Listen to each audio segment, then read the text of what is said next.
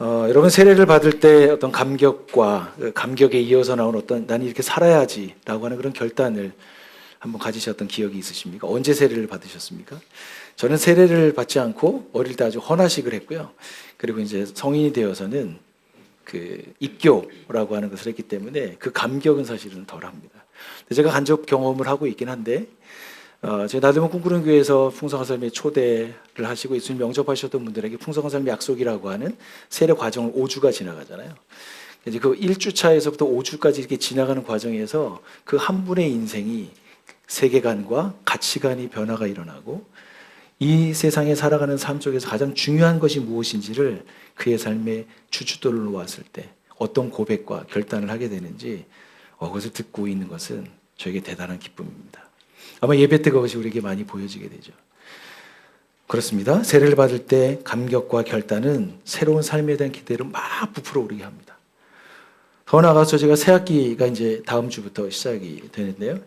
작년과는 좀 다르게 내가 지금 이번 학기 학점을 좀 잘 받아봐야지. 그래서 열심히 어떻게 합니까? 계획을 세우지 않습니까? 다이어리를 사고 다이어리에다가 막 내용들을 적고 있지 않습니까? 그리고 나서 1년 후에 나의 변화되고 달라져 있는 모습을 퓨처 셀프, 유명한 최근에 유행했었던 책 제목인데 그래서 상상해 보기도 합니다. 그리고 미래로 나아가서 영상도 찍기도 하고 글도 적어보기도 하는 것 같습니다. 새 학기가 될 때 우리에게 주어집니다. 여러분 새해가 되면 어떤 결단을 합니까? 올해 내가 지금 건강을 찾아야지. 헬스클럽에 등록도 합니다. 요가도 끊습니다. 그리고 더 나아가서 다양한 운동에 대한 관심을 또 실제적으로 표현하기 위해서 거기에 등록하기도 하죠. 동호회도 들어가기도 합니다. 여러분 어떤 계획들을 갖고 계십니까? 2025년을 시작하면서 각자 나름대로 어떤 중요하게 생각하시는 것에 여러분의 시간과 재정과 에너지를 그곳에 넣기로 하셨을 것입니다. 특별히 저는 계속해서 말씀드리고 있지만 제가 운동하는 거, 작년에 운동을 잘 못했기 때문에 운동을 좀 해봐야 되겠다. 그래서 저희 아들이 저에게 소개해준 그 앱을 따라서 열심히 따르미를 하고 있습니다. 따르미를 하면서 나타나고 있는 현상 중에 하나가 제가 소화가 잘 된다는 것입니다. 이런 어떤 변화들이 좀 일어나게 되는 것 같아요. 더 나아가서 제가 안 하고 있었던 것 하는 것 중에 하나가 이전에 알고 있었던 사람과 연락이 끊어졌었는데 그 사람들을 기억하고 카톡을 하나씩 보내는 겁니다. 문자를 보내기도 하고요. 그리고 그분과 나눴었던 그때의 추억들, 이야기들을 다시 떠올리죠. 오랜만입니다, 목사님 어떻게 지내세요? 이런 얘기들이 막 오게 되죠. 그러다가 우리 또 한번 만나요? 이런 얘기를 하게 되면서 잃었던 사람들을 찾아오는 것. 그런 것들이 저에게 좀 새로운 어떤 변화를 일으키고 있는 것이 아닌가 생각을 합니다. 저희는 2월 한 달 동안 야고보서의 말씀을 들었고 이제 오늘 마지막 말씀을 듣습니다. 저도 한편으로는 말씀을 전하면서 너무 많은 은혜들을 누리게 됐고 또 하나는 좀 아쉽기도 하고 좀 빨리 끝났으면 좋겠다 솔직히 그런 부담감도 저에게 있는 것이 사실입니다. 이런 말씀을 들으면서 좀 어떠셨습니까? 시련 가운데서 성숙을 심겨진 생명의 말씀이 내 영혼과 삶으로 이끌어갈 수 있는 것들 어떤 것들을 계획하셨을 것이라고 생각합니다.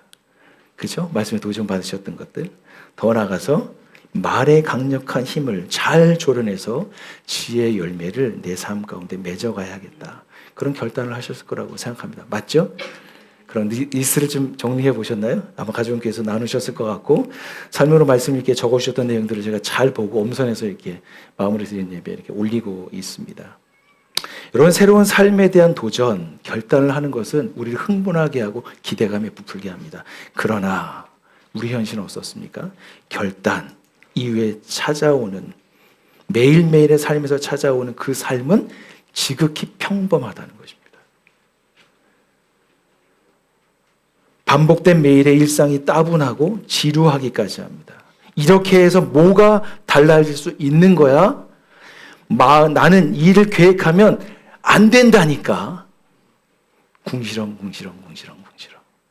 자기 스스로에 대해서 결단을 했지만 작심삼일, 그것도 못 가고 있는 의지가 박약한 것 같은 그런 자기 자신을 만날 때 내가 이것을 할 수 있을까라고 하는 생각을 하게 됩니다. 여러분 그런데 그거 아십니까?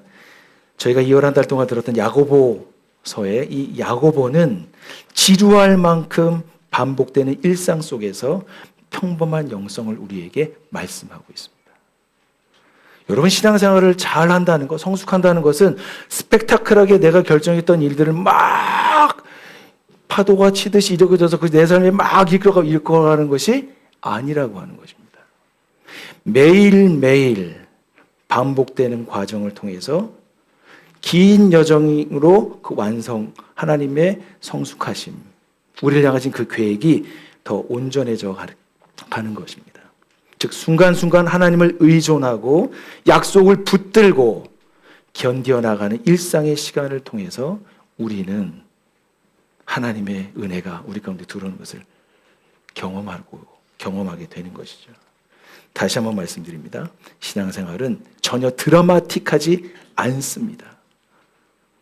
아니 그런 부분도 있겠지만 대부분 드라마틱하지 않습니다.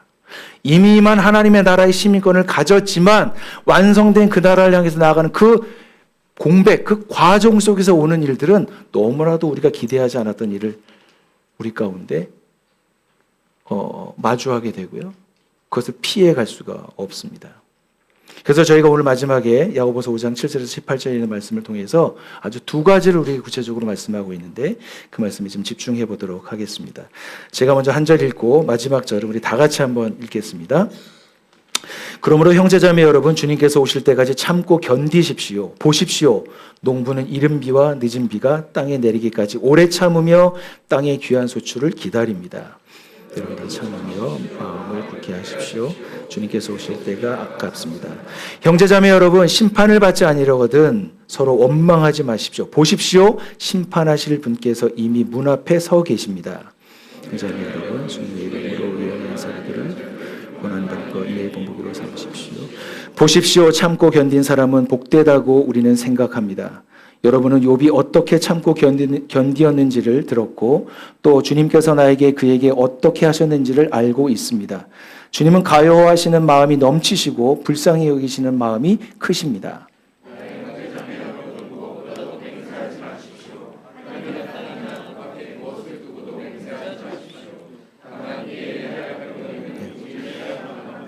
아니라고 할 경우에는 오직 아니라고만 하십시오. 그렇게 해야 여러분은 심판을 받지 않을 것입니다. 여러분 가운데 고난을 받는 사람이 있습니까? 그런 사람은 기도하십시오. 즐거워하는 사람이 있습니까? 그런 사람은 찬송하십시오.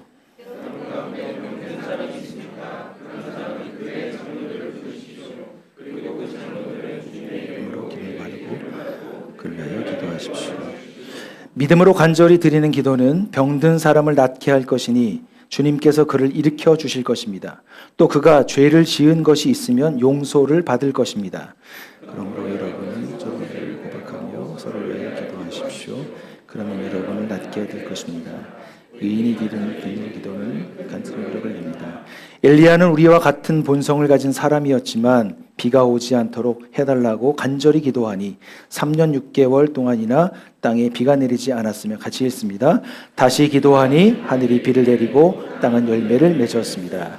오늘 저희가 읽었던 본문 야고보서 5장 7절에서 18절에 있는 이 긴 구절의 말씀은 야고보서 1장 4절과 5절에 있는 그 짧은 두 절에 있는 말씀에 대한 확장이고 강화입니다. 여러분, 첫 번째 야고보 사도가 온전한 성숙으로 이끄는 데 있어서 인내는 성숙을 이뤄가는 과정에서 필수 과목이라고 우리에게 말씀하고 있습니다. 여러분, 7절과 8절과 10절과 11절 이 네 절 속에 제가 밑줄을 그어놨는데요. 참고 견디십시오. 오래 참으며 참으십시오. 참고 견딘 사람은 참고 견디었는지 들었고 무엇을 얘기하고 있습니까? 참고 견디는 것, 곧 인내에 대해서 강조하고 있습니다. 7절과 8절과 10절에는 같은 그 의미를 담고 있는 단어로 쓰였고요. 11절에는 또 다른 단어로 쓰여 있습니다. 7절부터 8절, 10절에 있는 말씀은 어떤 부분이냐면 이 원어의 의미는 두 가지가 합성어입니다. 멀리라고 하는 단어와 분노라고 하는 단어가 합성해서 인내라고 표현했습니다. 즉 분노를 멀리하는 것이 인내와 연결되어 있다고 하는 것입니다. 어떤 의미일까요? 쉽게 분노할 수 있는 상황, 낙심할 수 있는 상황에도 불구하고 참는 태도를 의미하는 뜻을 담고 있습니다. 의를 위하여 적극적으로 능동적으로 핍박을 감내하는 것입니다. 즉 무슨 말입니까? 주님께서 오실 그 시점까지 믿음을 지키며 참고 오래 기다리는 그 비리의 측면에서의 그 능동적으로 나아가는 소망을 갖고 있기 때문에 이것을 인내해야지라고 하는 어떤 능동적인 도전 앞에서의 인내를 7절, 8절, 10절에서는 말씀합니다. 11절은 무엇을 얘기할까요? 그런 반면에 지금 당장 있는 무거운 압박과 극심한 고난 속에서 느끼는 그 강도 높은 고난의 그 몸부림 속에서 하나님을 향해서 변론하고 견디기 힘듭니다. 피하게 해주십시오라고 하는 것을 부르짖지만 피하지 않고 그 안에서 감내하는 능동적이지 않지만 수동적으로라도 버텨내는 것을 의미합니다. 즉 야고보 사도가 7절에서부터 11절에 있는 말씀 쭉 진행되는 과정에서 무슨 인내를 말하고 있습니까? 그는 무겁고 짓누르는 어떤 압박을 견뎌낼 뿐만 아니라 그 열매가 맺어지기까지 오래도록 끝까지 기다리는 인내를 우리에게 요청하고 있는 것입니다. 여러분 단기적으로 장기적으로 여러분 그렇기 때문에 우리가 살아가는 이 세상의 삶 아주 지극히 평범함 속에서 이 인내라고 하는 이 필수 과목이 우리를 계속해서 따라오고 있는 것을 저희가 기억해야 합니다. 그런데 하나님은 선하신 분이셔서 이 인내 유효 기간을 주셨다고 말씀합니다. 7절과 8절에 있는 본문의 말씀에 보면 그러므로 형제자매 여러분 주님께서 오실 때까지 참고 견디십시오. 보십시오. 농부는 이른 비와 늦은 비가 땅에 내리기까지 오래 참으며 땅의 기환 소출을 기다립니다. 여러분도 참으십시오. 마음을 굳게 하십시오. 주님께서 오실 때가 가깝습니다. 여러분 7절에 말씀하고 있는 주님께서 오실 때가 가깝다라고 하는 얘기는 중반절에 보면 농부가 파종을 하고 난 다음에 그 땅이 적셔지기를 기다림입니다. 그 적셔질 때 뭘로 적셔지나요? 비가 오게 되겠죠. 여기서 뭐라고 얘기합니까? 늦은 비와 이른 비가 있다. 이른 비와 늦은 비가 내린다. 근데 이 배경은 이스라엘의 그 문화적 배경을 그 삶을 살아가는 사람들의 그 이야기를 아셔야 됩니다. 이스라엘은 저희는 사계절이 있지만 이스라엘은 건기와 우기로 나뉩니다. 건기는 비가 한 방울도 오지 않아서 대지가 말라 비틀어진 엉겅퀴가 나고요. 가시가 유일하게 식물로 자라고 있는 그 땅이 바로 어디입니까? 유대 땅입니다. 반면 우기라고 하는 그때는 무엇입니까? 하늘에서 비가 내립니다. 제가 이스라엘에 있을 때 눈이 왔던 적도 있습니다. 그때 사람들이 너무 놀래 해가지고 그런 시간들도 제가 기억이 나는데 우기 때는 죽었던 것 같지만 그 죽었던 대지에서 파릇파릇 초록색의 아주 앙상한 연약한 잎사귀가 올라오게 됩니다. 농부는 무엇을 기다립니까? 즉 우기 때를 맞아서 파종을 하고요. 그 파종하고 난 후에 이른 비가 내리는 그때를 기다립니다. 그리고 추수하기 전에 늦은 비가 내려서 완전히 영글도록 그때를 기다리게 되는 것이죠. 이른 비는 11월에 내리고요. 늦은 비는 3, 4월에 보통 내리게 됩니다. 여러분 농부는 이른 비와 늦은 비를 기다리면서 무엇을 기대해야 할까요? 내가 뿌려놓았던 그 씨에서 싹이 나고 나중에 열매가 맺는 그때를 기다립니다. 농부가 참고 기다리면서 있을 때 하나님은 늦지 않게 선하신 분이셔서 낙심하기 전에 필요한 비를 통해서 우리를 위로해 주십니다. 농부는 아실 것입니다. 이제 조금 있으면 저희가 파종을 하는 때가 오지 않습니까? 이제 봄이 오잖아요. 그 봄에 이제 파종을 하게 되는데 저희 아버지도 공무원 생활을 하시다가 시골로 내려가셔서 지금 농부의 삶을 살고 계시거든요.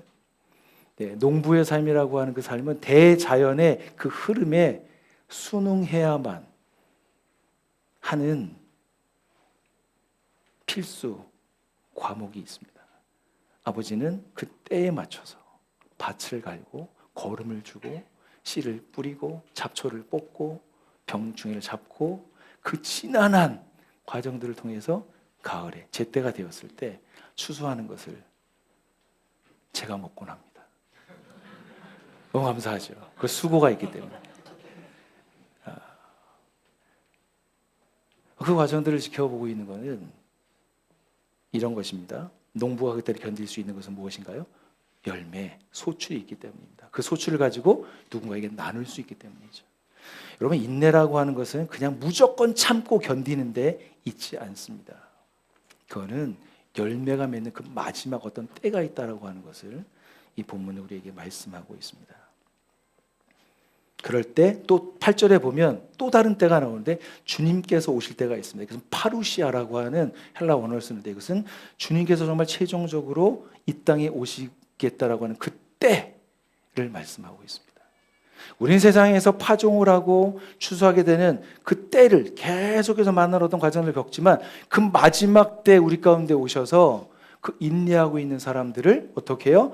잘했다, 착하고 충성된 종아, 내가 나를 그 땅에서 의지했으니 너 나와 함께 살자. 그 영원한 그 나라에서 주님과 함께 살게 되는 그 날이 오게 된다라고 하는 것입니다. 그 중간에 무엇이 필요할까요? 성도들에게 굳게 하십시오. 마음을 굳게 하십시오.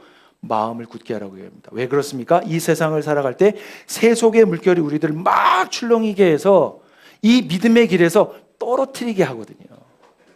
그렇기 때문에 우리는 조심해야 합니다. 마음을 굳게 해야 합니다. 그 마음을 굳게 했었던 사람의 대표적인 예를 욥으로 듭니다.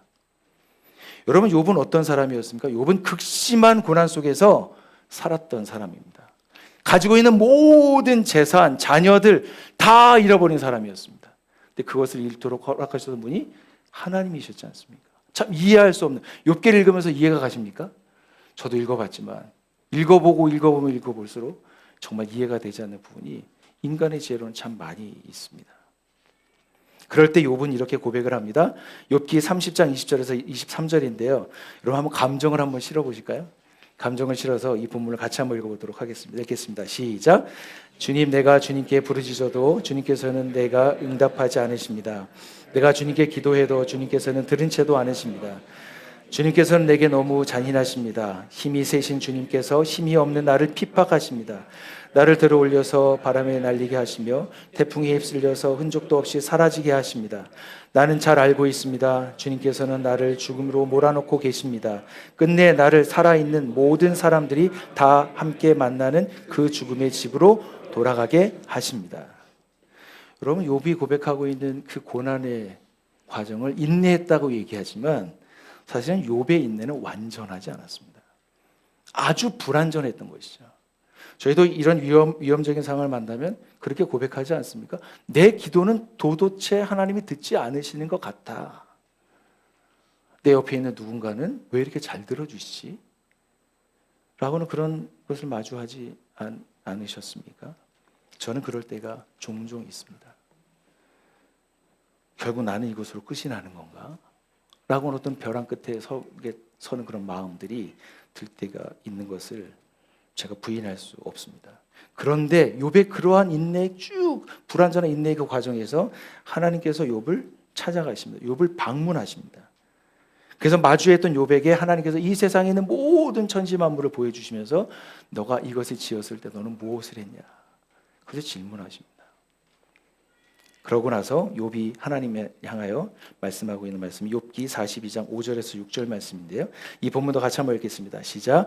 주님이 어떤 분이시라는 것을 지금까지는 제가 귀로만 들었습니다. 그러나 이제는 제가 눈으로 주님을 뵙습니다. 그러므로 저는 제 주장을 거둬들이고 티끌과 잿더미 위에 앉아서 회개합니다. 여러분, 욥이 지금까지 들은 것은 하나님에 대한 지식과 이론적인 이론이었다라고 하는 것이죠. 이 경험은 욥의 지적 이해를 전제하는 것, 즉 들어서 알았습니다 라고 하는 것입니다. 여러분, 제가 조금 전에 얘기했었던 이스라엘은 이른 비와 늦은 비가 있습니다. 여러분 들어서 아시는 거죠? 근데 저는 경험으로 알고 있습니다. 왜 그럴까요? 가봤거든요. 욥이 두 번째 얘기하고 있는 것은 무엇입니까? 제가 이제는 눈으로 주님을 뵙습니다. 확인하는 것입니다. 상상과 같은 것이지만 이제는 주님이 계시는 것을 제가 직접 봅니다. 배웁습니다. 제가 그동안 했던 말들을 거둬들입니다. 티끌과 잿더미 위에 앉습니다. 회개합니다. 다른 차원으로 넘어오게 되는 것이죠. 조금 전에 말씀드렸지만 욥의 인내는 불완전했습니다. 그러나 불완전한 인내를 하나님께서 인정해 주셨습니다. 여러분, 신앙생활을 한다라고 하는 것은, 신앙이 성숙한다라고 하는 것은 실수하지 않는 것이 아닙니다. 의심하지 않는 것이 아닙니다. 회의하실 수 있습니다. 그런데 하나님을 떠나지 않는 것입니다. 회의하더라도, 의문이 들더라도 그 안에서 나에게 하시는 하나님의 그 메시지가 무엇인지, 왜 지금은 침묵하시는지, 왜 나에게 이런 이해할 수 없는 일을 허락하시는지, 하나님을 떠나면 밖에 가서 답을 찾을 수 있나요? 아닙니다. 완전히 그 답을 찾을 수 있는 실마리를 잃어버리게 됩니다. 즉, 연이 이렇게 날리는데요, 연이 바람이 가르지 않습니까? 끊어진 연과 같이 되는 거죠. 다시 돌아올 수 없습니다. 하나님은 욥의 불안한 인내를 인정하셨고요, 그 불안한 인내를 통해서 결국 욥을 온전한 성숙으로 이끌어 가시는 주체였다는 것을 기억하시기 바랍니다. 우리의 인내로, 우리의 노력으로 우리가 인내할 수 있는 것이 아니라, 나의 불완전하고 의심 많고 어쩔 때 넘어지기도 잘하고, 아니, 계속해서 반복되는 실수를 하고 있지 않습니까? 지금 이 정도면 지금 끝났으면 좋겠는데 이걸 왜 지금 못 끊어내는 거야, 왜 나는.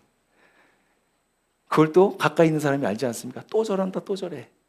이런 얘기 하지 않습니까? 솔직히. 그런데 그래도 안 떠나는 거예요, 주님을. 그게 인내입니다. 당장은 당하고 있는 강압과 압박에 있는 것을 수동적으로라도 버티면서 장차 완성될 그날을 바라보면서 내 안에 긴 여정 속에서 능동적으로 나를 그 말씀 가운데 맞추는, 이것은 무엇입니까? 농부가 이른 비와 늦은 비에 자신의 전 존재를 맞추었던 것처럼, 그것이 성경에서 얘기하고 있는 인내입니다. 그래서 이렇게 얘기할 수 있습니다. 성도의 완전한 성숙은 주어진 상황에서 인내 100%, 하나님의 성품 100%가 결합되어서 만들어내는 것이다. 그것이 성도의 완전한 성숙입니다. 여러분, 온전한 성숙으로 나갈 때, 그 이끌 때 첫 번째가 인내였다면 두 번째는 기도입니다. 여러분, 기도에는 아주 다양한 형태가 있는데 이거 신앙의 본질이라고 저는 정의했습니다. 여러분, 13절에서 15절 말씀에 제가 중간중간에 좀 생략하고서 말씀을 넣어놨는데요, 이 말씀으로 형제분들이 한번 같이 한번 읽어보겠습니다. 읽겠습니다. 시작. 여러분 가운데 고난을 받는 사람이 있습니까? 그런 사람은 기도하십시오. 여러분 가운데 병든 사람이 있습니까? 그를 위하여 기도하여 주십시오. 믿음으로 간절히 드리는 기도는 병든 사람을 낫게 할 것이니, 그러므로 여러분은 서로 죄를 고백하고 서로 위하여 기도하십시오. 의인이 간절히 비는 기도는 큰 효력을 냅니다. 엘리야는 간절히 기도하니 땅에 비가 내리지 않았으며 다시 기도하니 하늘이 비를 내리고 땅은 그 열매를 맺었습니다. 여러분, 시험과 인내의 문제는 온전한 성숙으로 과정에서 인내는 정말 필수입니다. 필수 과목입니다. 그런데 이에 대한, 이 최선에 대한 대응책으로 한계를 맞았을 때 그것을 넘어설 수 있는 유일한 비결을 저는 기도라고 보았습니다. 그리고 사실 야고보 사도도 그것을 기도라고 명명합니다. 기도는 하나님께서부터 위로부터 주시는 완전한 은사와 지혜를 받는 통로입니다. 그것이 기도입니다. 다시 말씀드립니다. 기도는 하나님께서 위로부터 주시는 완전한 은사와 지혜를 받는 통로입니다. 이를 통해서 하늘의 은혜가 내려와서 열매를 맺게 됩니다. 즉, 그래서 여러분, 인내한다는 것은 기도하는 것과 동격입니다. 잘 인내해서 열매를 맺고 싶어하는 사람들 어디로 나아가냐면 기도로 나아가게 되어 있습니다. 여러분, 조금 전에 읽었던 이 본문에서 저희 한국어 번역은 기도라고 하는 한 단어로 표현했지만, 이 헬라어 성경에 적혀 있는 언어에는 아주 다양한 언어로 표현되어져 있어요. 기도의 아주 다양한 기도의 방법들을 우리에게 소개해주고 있습니다. 잠시 살펴보면 13절과 14절에는 개인적인 기도를 이야기합니다. 그것은 무엇입니까? 일상적으로 가장 일반적인 형태의 기도입니다. 즉, 시험과 고난의 순간에 가장 먼저 해야 될 게 하나님 앞에 엎드리는 것이다. 즉, 기도라고 하는 것이죠. 그냥 그것은 일반적인 기도를 의미합니다. 즉, 하나님을 먼저 찾는 것입니다. 기도해야지, 그런 것이죠. 이 말씀 마태복음 6장 6절에 이렇게 말씀했는데요, 너는 기도할 때에 골방에 들어가서 문을 닫고 숨어 계시는 내 아버지께 기도하여라. 그 기도하여라 할 때 그겁니다. 그렇게 되면 어떻게 됩니까? 숨어서 보시는 너의 아버지께서 너에게 갚아주실 것이다. 하나님께서 갚아주실 것들을 기대하면서 기도하는 것이죠. 15절에 있는 기도는 헌신과 서원의 기도입니다. 좀 약간 다른데 기도하고 있는 사람이 하나님께 전적으로 서원하면서 나아가는 기도. 이 기도에도 이런 기도가 있습니다. 서원하는 기도. 제가 이렇게 하겠습니다. 하나님께 약속을 하는 거죠. 사도행전 18장에 보면 사도 바울이 갱그리아라는 고린도 지역의 갱그리아라는 도시에서 그가 하나님 앞에 언약한 것이 있어 그가 머리를 밀게 되는 사건이 나오지 않습니까? 그것이 바로 서원했던 기도입니다. 16절에는 두 가지의 기도가 나오는데 첫 번째는 공동체적인 기도입니다. 즉 홀로 기도하는 것이 아니라 함께 기도하는 것. 그것을 소개해주고 있고요. 두 번째는 이 데이시스라고 하는 단어. 이건 아주 절박한 상황에서 긴급하게 하는 기도입니다. 애타게 기도하는 것. 즉 중보기도. 어려운 일 힘들고 있을 때 기도 요청을 하는 것입니다. 저희 제가 이렇게 중보기도 팀 같이 기도한다라는 얘기를 제가 설교할 때마다 드리는데 한 달에 한 번씩 같이 모이거든요. 그리고 모이지 않는 그 이후에는 개인적으로 시간을 정해서 계속해서 기도하고 있습니다. 마음으로 드린 예배만이 아니라 중보기도 제목을 써서 주시는 분이 계세요. 즉 아주 긴급한 기도들. 아니 지금 긴급하지 않지만 이것이 꼭 우리 가운데 하나님께서 일하시길 바라는 기도 제목을 올려주시는 분이 있어요. 그 기도를 제가 그것을 읽고 정리해서 우리 중보기도팀에 보내는 것은 또 다른 귀중한 사역입니다. 중보한다는 것. 누군가를 위해서 그것을 풀어달라고 기도하는 게 아니고 중보기도의 가장 큰 목적은 이 사람을 하나님 앞으로 데려다 놓는 게 중보기도의 특징이거든요. 절박한 상황에서 하나님 앞에 긴급하게 드리는 기도. 그래서 이 말씀의 대표적인 예가 이것입니다. 아무것도 염려하지 말고 오직 모든 일에 기도와 간구로 너희 구할 것을 감사함으로 하나님께 아뢰라 하는 그 말씀에 했던 그 기도의 단어가 이 데이시스라고 하는 단어로 써 있습니다. 마지막으로 17과 18절에는 강청 기도인데요. 끈질기게 하나님 앞에 붙어서 하는 기도를 말합니다. 즉 포기를 모르는 그런 기도도 있습니다. 여러분 야고보 사도가 어떤 야고보 사도의 별명을 좀 알고 계십니까? 들어보셨을 것 같은데 야고보의 별명은 낙타무릎이라고 하는 별명을 갖고 있습니다. 교회사에서. 왜 그랬을까요? 그는 하나님 앞에 무릎 꿇기를 너무나도 잘했던 사람입니다. 조금 전에 제가 소개해드렸던 이 기도의 다양한 기도의 어떤 모습들, 형태들이 있지 않습니까? 이것을 실제적으로 야고보 사도는 그의 삶에서 경험하고 실제로 기도하고 그 결과를 통해서 우리에게 인내하는 세상 속에서 가장 인내를 넘어설 수 있게 하는 게 기도입니다. 기도에는 다양한 상황들이 있습니다. 그러나 그 모든 것을 넘어설 수 있는 것은 기도입니다. 라고 하는 것을 우리에게 강력하게 메시지로 전하고 있습니다. 여러분 세상에서 오는 시험은 어떤 목적을 갖고 있을까요? 세상에서 오는 시험. 저는 그렇게 생각합니다. 우리를 하나님으로부터 분리시킨다. 하나님으로부터 끈떨어진 연처럼 생각하게 하는 것. 세상에 취해 있을 때는 하나님의 생각이 나지 않지 않습니까? 하나님이 없어도 이것만 있으면 살 것 같지 않습니까? 세상의 욕심, 자기 욕심에 이끌려서 뭐가 되죠? 죄가. 그 죄가 어떻게 되죠? 사망에 이르게 되는 것까지 가는 어떤 그 루트로 갈 수 있도록 세상의 시험은 저희를 중동합니다. 그때 우리가 시험에 들지 않기 위해서 해야 될 것이 무엇입니까? 하나님 앞에 엎드리는 것입니다. 엎드린다는 것은 무엇입니까? 하나님께 지속적으로 묻고 듣고 대답하는 것을 반복하는 과정입니다. 여러분 기도는 내 말을 막 쏟아내는 것이 아니고요. 하나님 앞에서 내 말을 했다면 듣는 것이고요. 들었다면 그것에 대한 응답하는 것입니다. 그게 기도입니다. 성경에서 얘기하고 있는. 묻고 듣고 대답하는 반복의 과정을 통해서 내 삶에 하나님이 침투해서 들어오시는 거죠. 그런 사람들이 어떻게 있습니까? 조금 전에 찬양했던 예수가 보이네. 예수의 흔적이 남는 그런 놀라운 역사가 상황은 완전히 열악하고 변화되지 않은 것 같지만 그 시간을 지나가고 있는 사람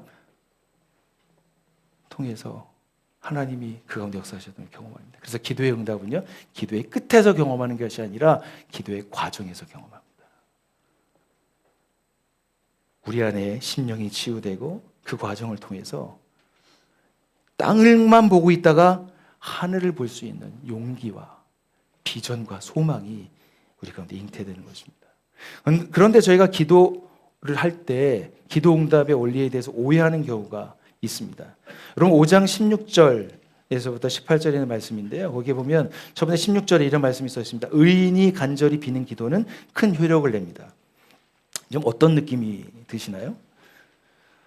신앙생활을 하면서 특별히 응답이 잘 되는 사람들을 좀 만나보셨습니까? 여러분 응답을 받아보셨습니까? 기도한 대로?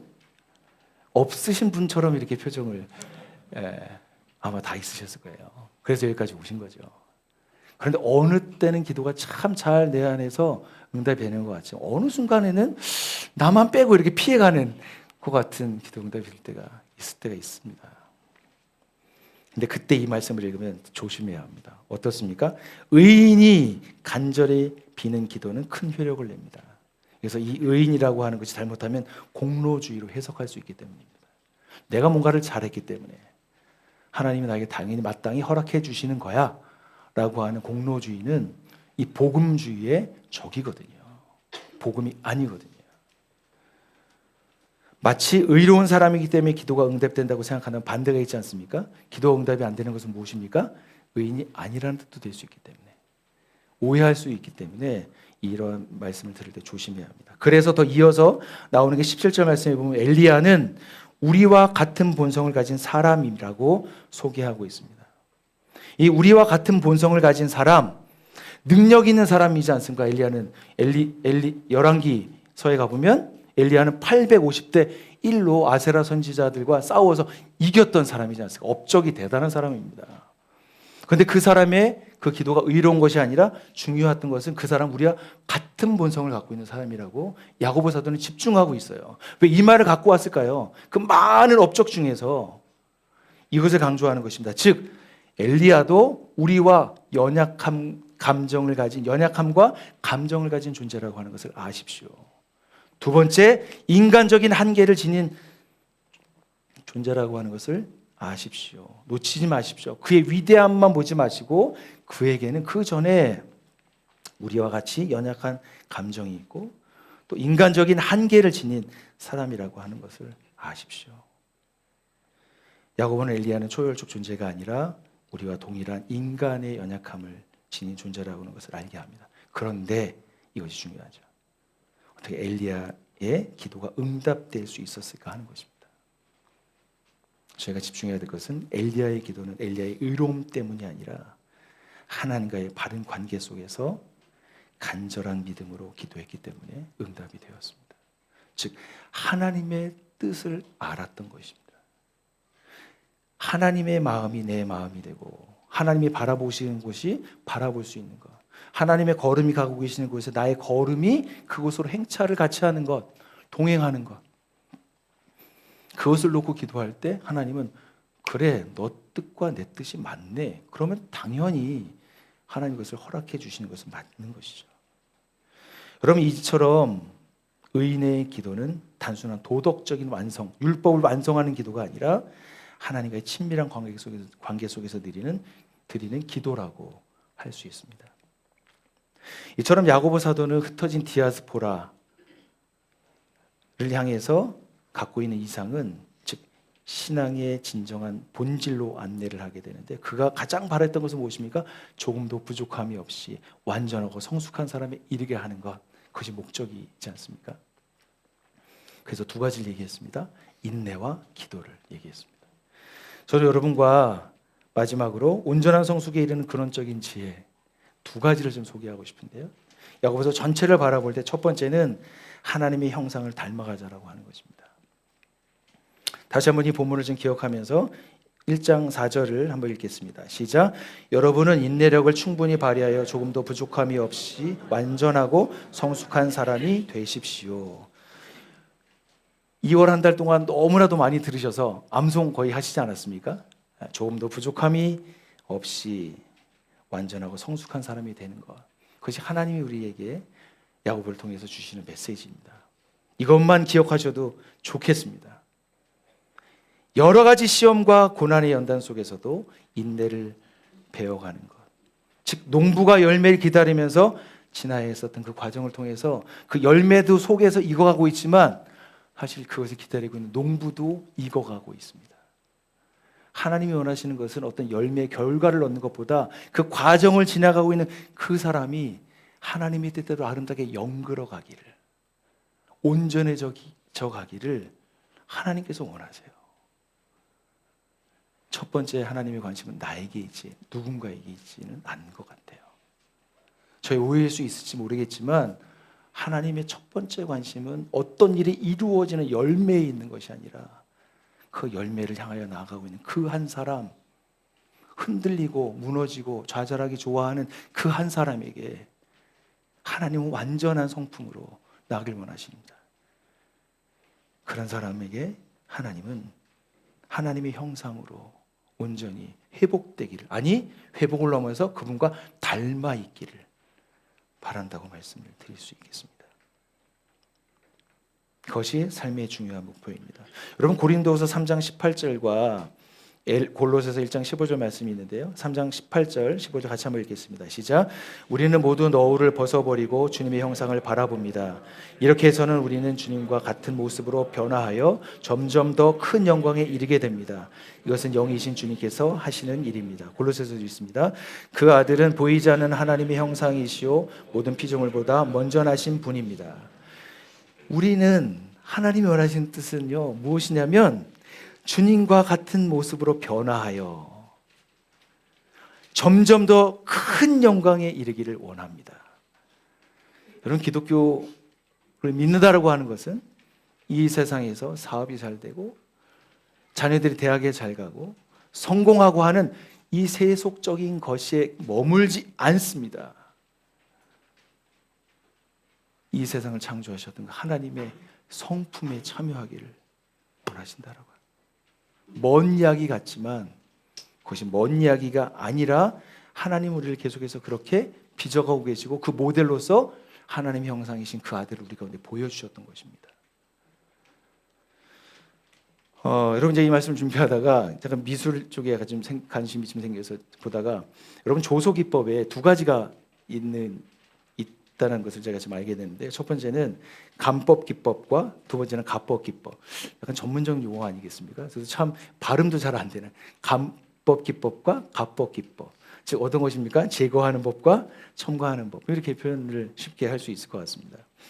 이 간법기법의 대표적인 예술가는 누구였냐면 여러분 잘 아시는 미켈란젤로가 간법기법을 많이 썼다고 합니다. 즉 피에타라고 하는 조각상이 있고요. 또 다비드상 지금도 유명하지 않습니까? 제가 그림은 봤는데 실제 존재하는지 잘 모르겠습니다. 제가 유럽은 가보지 않아서. 근데 믿어야 되겠죠? 있다라고 하는 거예요. 사진이 있으니까. 근데 이 특징이 이런 거예요. 돌과 나무, 딱딱한 단단한 건데 이것을 깎아내면서 그 조각을 완성해가는 기법이 바로 간법 기법인데요. 그때 예술가들은 숨겨진 형상을 딱딱한 것을 이렇게 제거해가면서, 즉 불필요한 것들을 제거해가면서 그의 온전한 형태를 회복해 놓는다. 이런 의미로 간법 기법을 썼다 그래요. 이때가 15세기에 이런 기법이 많았다고 얘기합니다. 두 번째는 가법 기법인데 그 대표적인 사람이 로댕입니다. 로댕하면 뭐가 생각합니까? 그렇습니다. 역시 여러분 식자십니다. 예. 생각하는 사람. 근데 제가 이번에 이걸 하다가 로댕의 풀네임을 알게 됐어요. 풀네임. 예. 저 로댕이라고 말해서 앞에 뭐가 붙더라고요. 오기스트 로댕이라고 하더라고요. 하여튼 뭐 이렇게 사담인데 그냥 이렇게 얘기를 했는데 이 로댕은 점토나 흙이라고 하는 이게 딱 이렇게 말랑말랑한 거 있잖아요. 그리고 약간 금속 같은 거를 덧붙여서 어떤 형태를 만들어가는 기법을 이야기합니다. 지금 뭔가 부족한 것을 채워가는 것이죠. 여러분 이사야서 64장 8절 말씀을 한번 보겠습니다. 6장 48절입니다. 같이 한번 읽겠습니다. 시작. 여호와여 같이 한번 읽겠습니다. 시작. 여호와 없습니까? 본문에? 없나요? 죄송합니다. 제가 빼보는 이게 되게 중요한 말씀인데 이렇게 말씀합니다. 여호와여 이제 주는 우리의 아버지이시니이다. 우리는 진흙이요 주는 토기장이시니 우리는 다 주의 손으로 지으신 것이라. 하나님 뭐라고 얘기하냐면 토기장이라고 얘기하고 나는 진흙입니다 라고 이야기합니다. 나를 창조하신 하나님께서 하나님의 온전한 형상으로 만들어 가는 데 있어서 내 안에 불필요한 것들, 즉 자기 중심성으로 채워지고 있는 그 부분들은 하나님께서 가법 기법으로 저를 다듬어 가고 계시고요. 그 빈자리에 하나님의 형상으로서의 온전한 성품과 예수를 닮아가는 그것을 가법 기법으로 채워가고 계시는 분이십니다. 여러분 지금까지 인생을 살아오시면서 하나님의 가법 기법과 간법 기법을 다 경험하셨을 것 같아요. 여러분 어떤 부분이 더 많으셨습니까? 중요한 건 이것이죠. 이것이든 저것이든 많고 적음의 문제가 아니라 나는 하나님에 의해서 빚어지고 있다. 나는 하나님의 것이다. 내가 온전하게 될 그날을 향해서 나아가고 있구나 라고 하는 그 마음이죠. 그래서 결국 참된 신앙이란 율법을 행하는 게 아니고요, 그 나를 빚어가시는 그 하나님과 마주해서 하나님을 즐거워하는 것입니다. 신앙생활의 묘미는 율법을 행하고 무엇인가를 하고 하는 투두 리스트가 아니고요, 두잉하는 게 아니고요, 하나님을 닮아가는 존재로서 비잉이 되어가면서 그분의 모습이 내 안에 어떻게 해요? 이식되어지고 보여지고 닮아지고 알아가는 것. 여러분 세상에 많은 사람들은 그런 그리스도인들을 기다립니다. 말이 아니고요, 말을 살아내고 있는 예수의 흔적이 보이는 그 사람을 볼 때 예수가 보이네 하는 것입니다. 근데 그 일을 누가 주도하신다고요? 하나님께서 나를 빚어가신다고요. 그분의 손 안에서 가장 아름다운 모습으로 빼야 할 것은 빼고 더할 것은 더해 주셔서 가장 아름다운 이 두 가지 기법으로 하나님은 저를 작품으로 만들어 가십니다. 그래서 에베소서 2장 10절에 너희는 하나님의 작품입니다. 아직 기억하시나요? 포이에마. 여러분 한 분 한 분이 작품이세요. 옆에 분들하고 한번 인사할까요? 걸작이십니다. 영혼을 한번 담아서 해보세요. 다시 한번 하겠습니다. 시작. 걸작이십니다. 네. 야, 이런 눈으로 보게 된다면 어떻게 될까요? 걸작이 된다는 거. 내가 나를 보면 그렇지 않은데 하나님이 나를 빚어오고 계시는 그 안에 서 있을 때 우리는 온전해 가죠. 이렇게 표현할 수 있을까? 야고보서 전체를 보면서 하나님의 형상으로 지음받은 사람, 뭐 이렇게 얘기할 수 있을 것 같습니다. 그 삶은 자신이 받은 것이 값없이 주어진 것임을 알고 감사하는 사람. 인생에서 인간이 할 수 있는 일과 할 수 없는 일을 분별하여 살아가는 삶. 약자에게 고통받는 자, 약자와 고통받는 자를 돌보며 하나님의 일을 실천하는 삶. 시험과 고난 속에서도 기쁨을 잃지 않고 하나님께 도움을 구하는 삶. 자신의 허물을 인정하고 회개하며 죄로 방황하는 자들을 사랑으로 품는 삶. 마지막으로 자연과 우주의 질서를 묵상하며 하나님의 뜻을 깨닫고 실천하는 삶. 하나님은 우리 인간에게만 관심 있는 게 아니고 우리가 하나님의 형상으로 회복되는 것이 원하시는 것이 아니라 로마서 말씀 보면 대자연의 모든 피조물이 회복되기를 하나님께서 원하십니다. 그 모든 것을 지칭해서 인간 포함 모든 자연을 포함해서 신학자들은 타자라고 얘기합니다. 그 타자가 하나님의 형상으로 완전하게 회복되는 그날, 그래서 지금도 신음하고 있거든요. 회복되기를 원하십니다. 여러분 좋은 기회가 왔습니다. 조금 전에 우리 백은정 목사님 옆에서 광고해 주셨는데 다음 달부터 저희가 이제 사순절 기간으로 들어가지 않습니까? 그래서 생명을 살리는 40일 탄소 금식을 저희 교회가 준비했습니다. 작년에는 이제 뭐 하나복에서 거기에서 만들어 주셨던 내용들 그대로 가지고 저희가 했다면 이번에는 저희 것으로 조금 더 다듬었습니다. 제가 그 관련된 내용들을 우리 팀에게 제 기획안을 3번 쓰도록 했거든요. 죄송하게 약간 왔다 갔다 하는 과정들이 있습니다. 그것을 잘 참고 잘 반영해 준 우리 나지구 팀이 있거든요. 수고해서 여러분을 기다리고 있습니다. 한번 그 표 한번 보여주실까요? 네, 40일 네, 탄소 금식입니다. 지도 이게 쭉 있지 않습니까? 너무 잘 표현했고 거기에 이제 날짜별로 이렇게 쭉 진행이 됩니다. 거기에 보면 빗물, 바지, 쓰레기 치우기 뭐 그런 것도 있고요. 반려식물 입양하기, 못난이 농산물 사 먹기 뭐 등등 여러 가지가 있습니다. 8시에 불 끄기 왜 이런 거 합니까? 하나님께서 지으신 이 대자연의 상황을 잘 회복해가는 그 일에 우리가 동참하겠다라고 하는 것이죠. 여러분 적극적으로 QR코드를 여셔서 신청해 주십시오. 그리고 함께 하셔서 마지막에 뭐가 있나요? 2025년 부활절은 다른 의미에서 부활이, 나만 부활한 걸 기뻐하는 것이 아니라 이 대자연을 부활시키는 일에 내가 동참했구나, 하나님과 함께하고 있구나, 이런 마음을 함께 경험하셨으면 좋겠습니다. 여러분 C.S. 루이스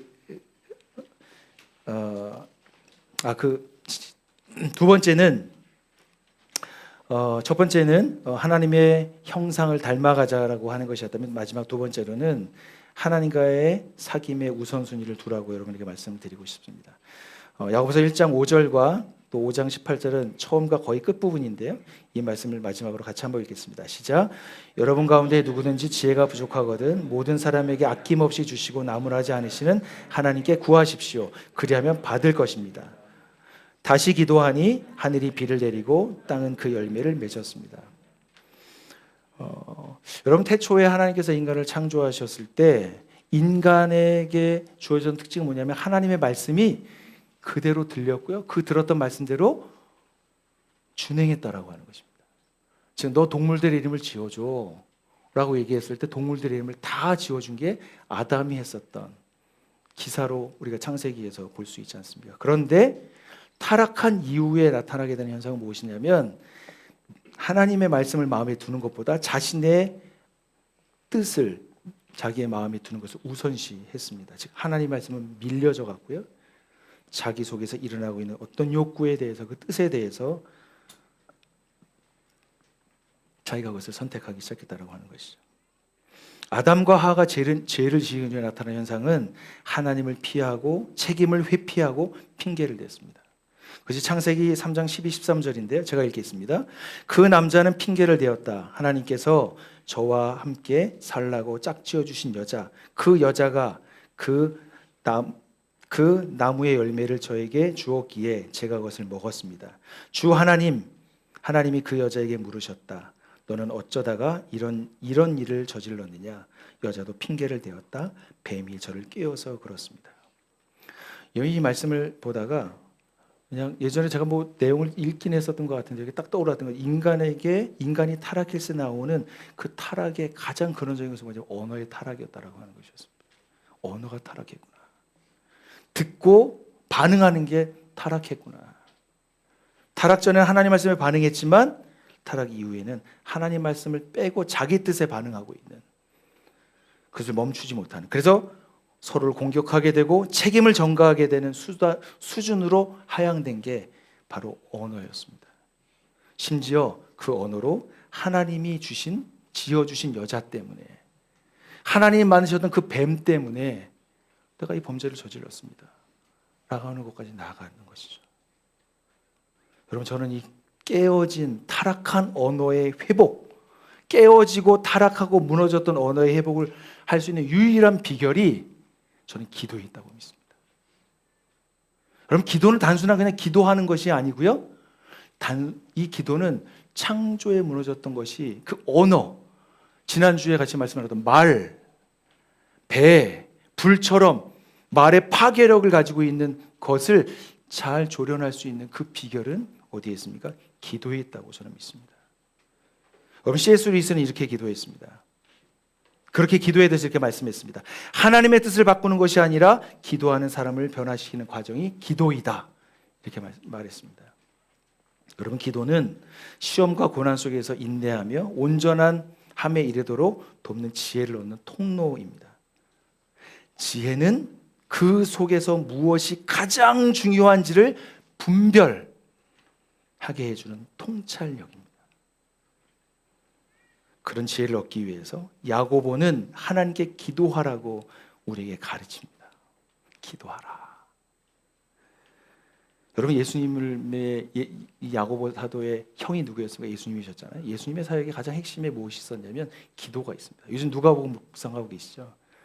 예수님께서 묵상하시나요? 새벽에 외딴 곳으로 가시고 오병이어기로 막 여러 가지 외딴 것으로 가시고 혼자 그 영광스러운 자리 막 사람들이 세워서 왕으로 세우고 싶어하는 그 자리에 인정해 주는 그 자리를 피해서 어디로 가십니까? 홀로 있는 곳에 가 계세요.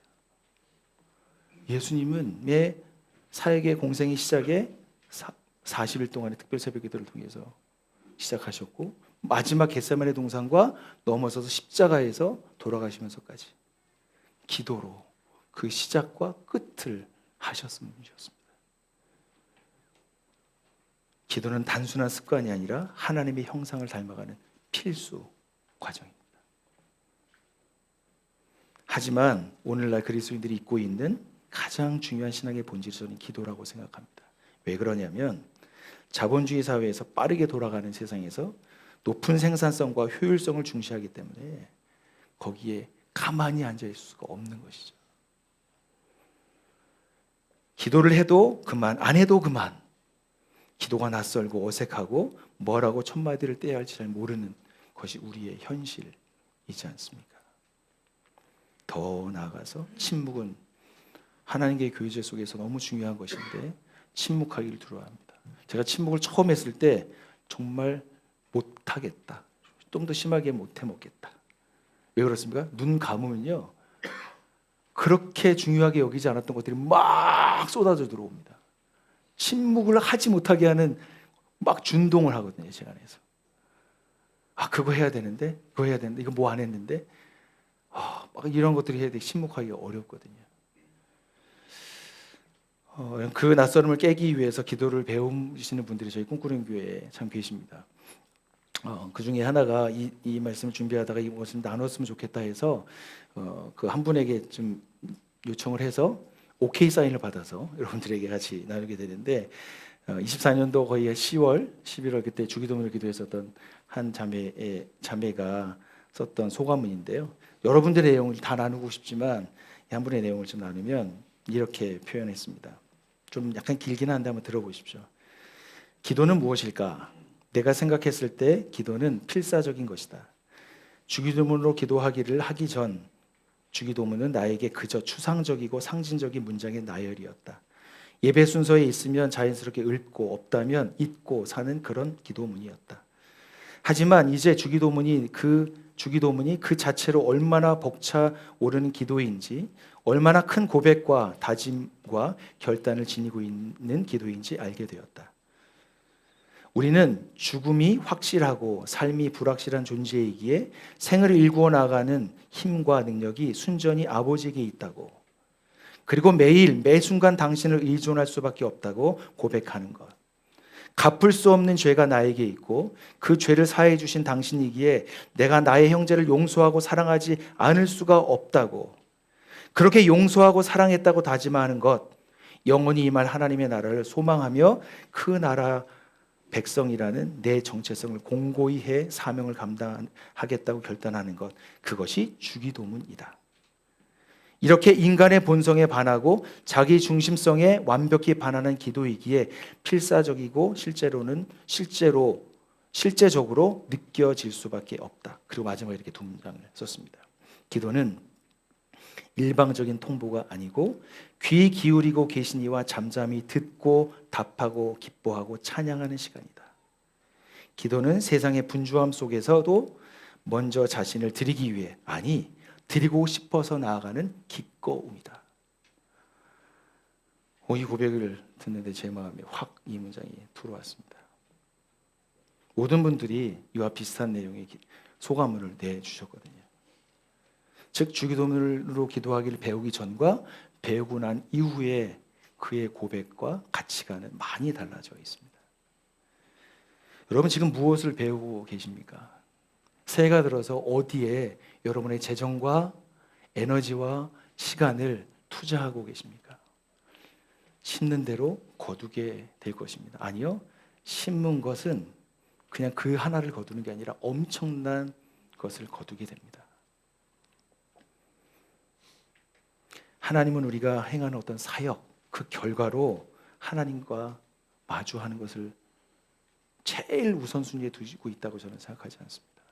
하나님의 유일한 관심은 나에게 있습니다. 우리에게 있습니다. 나와 교제하고 싶은, 하나님과 함께 사귀자. 그 사귐 속에서 하나님의 하나님 되심을 알아갈 때 눈이 열리고, 내가 주님을 눈으로 배웠습니다 하는 그곳이 어디입니까? 하나님 나라겠죠. 저는 아내와 자녀들을 위해서 저 몰래 기도하는 기도가 있습니다. 조용히 혼자만 기도하고 있거든요. 근데 그 기도하는 그 내용의 대부분은 사실은 제가 아내와 자녀들을 향한 가지고 있는 만족하지 않는 것들입니다. 내가 할 수 없으니, 내가 하면 어떻게 되죠? 말하면 다투게 되거든요. 관계가 깨지거든요. 막 제 속에서 막 그런 것들이 막 준동하게 되거든요. 바꿨습니다, 전략을. 그래서 그걸 가지고 입을 닫고 말하기를 더디하고 노하기를 더디하고 듣기를 하나님의 자리에 가서 이런 모습으로 제 아내와 제 자녀들을 하나님 세워가 주십시오. 그런데 어느 순간에 그 모습이 아내에게, 자녀들에게 나타나고 있는 것을 보는 것은 저에게 주님을 배웁습니다, 이런 고백을 하게 되는 것 같습니다. 제가 첫째 주인가요? 저희 가족교회 안에서 저희 자녀들을, 청소년 자녀들을 그냥 맡겨놓지 말고 우리가 서로 입양하자, 삼촌 이모가 실천했거든요. 그래서 제가 이번 주부터 그러니까 과정에서 기도 제목을 주고 받았고요. 이번 주에 기도했습니다. 기도하고 나서 이제 카톡을 보낸 거죠. 그 가족 부모에게. 기도가 심어지고 있기 때문에 어떤 일이 일어날지 나중에 기회가 되면 나눌 수 있으면 좋겠습니다. 어떤 무엇이. 여러분, 기도는 하나님의 감법 기법과 갑법 기법이 잘 조화되게 되는 그 자리입니다. 타락한 언어를 하나님의 창조적인 언어로 바꿀 수 있는 그 비결이 바로 기도에 있습니다. 여러분, 기도의 세계로 여러분 나아가실 수 있길 바랍니다. 말씀을 맺겠습니다. 깊어진 삶을 주께 드리며 이제 뜻을 정하셔야 합니다. 이 세상은 우리를 막 준동합니다. 유혹합니다. 자기 욕심에 빠져 살게 합니다. 그럴 때 세상의 길로 갈 것인가, 하나님과 함께하는 길을 갈 것인가, 그 갈림길에 저희는 항상 서 있습니다. 즉 선택하는 것입니다. 인내하고 인내하려면 기도하셔야 합니다. 기도를 통해서 위로부터 주시는 위로와 은혜와 능력과 사랑과 소망과 기쁨을 우리는 받아야 합니다. 우리를 격동시켜서 세상에 물들지 않도록 할 것뿐만 아니라 탐욕의 불로 인도하는 것과 같은 것들을 가감하게 결별해낼 수 있는 기도의 능력을 덧입어야 합니다.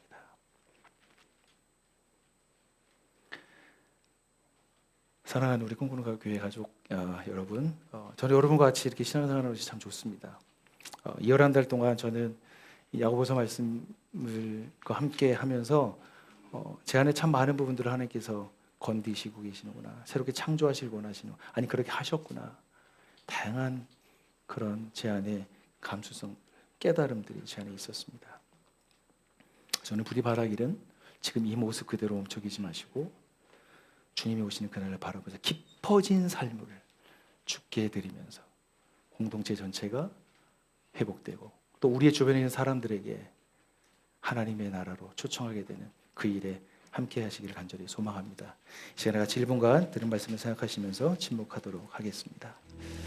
이제는 우리 주 예수 그리스도의 은혜와 하나님의 사랑과 성령의 교통하심이 환난과 고난과 시험 속에서 인내하며 기도로 성숙해 가기를 간절히 소망하는 나들모 꿈꾸는 하늘 가족들과 손님들을 위해 이제로부터 영원토록 함께 계시기를 간절히 축원하옵나이다. 아멘.